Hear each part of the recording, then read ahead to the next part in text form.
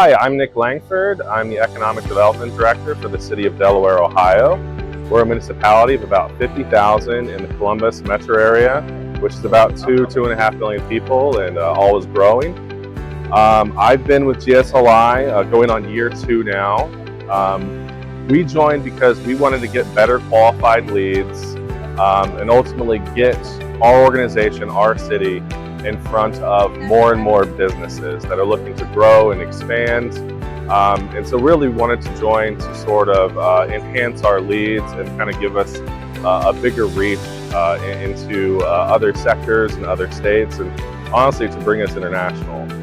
I really like the collaborative approach that the team here has at GSLI. I feel like they're just another arm of my economic development team. They're very quick and responsive. We're also having them redo our website right now, which is turning out really well.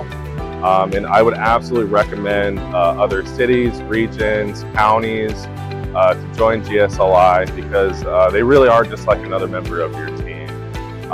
They can definitely help you generate more leads. We're at a trade show right now, MD&M West in Anaheim, California. There's about 1,200 companies here that have registered, and we're talking to a lot of them.